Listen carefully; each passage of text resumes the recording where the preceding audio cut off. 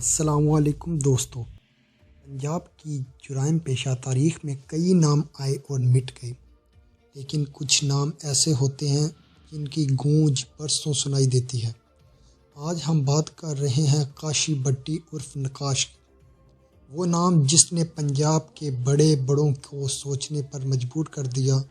لیکن یہ کہانی صرف ایک بدماش کی نہیں، بلکہ ایک ایسے شخص کی ہے جس کی جڑیں پنجاب کے ایک غیرت مند اور با اثر شہر سے جڑی تھی۔ کاشی بٹی کا تعلق پنجاب کے مشہور سالار بٹیاں سے تھا۔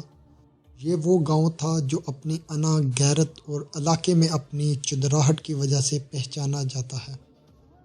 خانقاہ ڈوگرہ اور گرد و نواح میں سالار بٹیاں کا نام ہی ایک طاقت کی علامت سمجھا جاتا تھا۔ کاشی نے اسی ماحول میں پرورش پائی جہاں ہتھیار رکھنا عیب نہیں بلکہ عزت سمجھا جاتا تھا۔ لیکن کاشی نے اس خاندانی طاقت کو ایک ایسے راہ پر ڈال دیا جس کی منزل صرف جیل یا موت ہوتی ہے۔ کاشی بٹی سے نقاش بننے کا سفر دشمنوں سے شروع ہوا۔ خاندانی تنازعات اور علاقے کی سیاست نے اسے اسلحہ اٹھانے پر مجبور کیا۔ سالار بٹیاں سے تعلق ہونے کی وجہ سے اسے ہر جگہ ایک خاص پوٹ حاصل تھی جس نے اسے قانون کی گرفت سے بچنے میں مدد دی۔ قتل، اقدام قتل اور زمینوں کے قبضے جیسے سنگین مقدمات اس کے نام کے ساتھ جڑتے گئے۔ پنجاب کے تھانوں میں اس کی فائل موٹی ہوتی گئی اور وہ جرائم کی دنیا کا ایک بے تاج بادشاہ بن گیا۔ لیکن وقت ہمیشہ ایک جیسا نہیں رہتا۔ جب ریاست نے اپنا شکنجہ کسا تو بڑے بڑے برج اٹھ گئے۔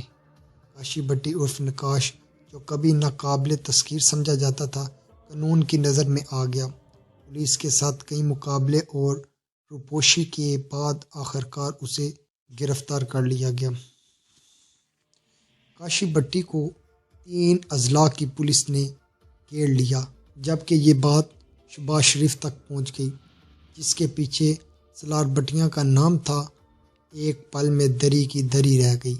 یہ اس بات کا ثبوت ہے کہ قانون سے بڑا کوئی ڈرون نہیں ہوتا۔ اور آخرکار کاشی بٹی عرف نقاش اپنے اختتام کو پہنچ گیا۔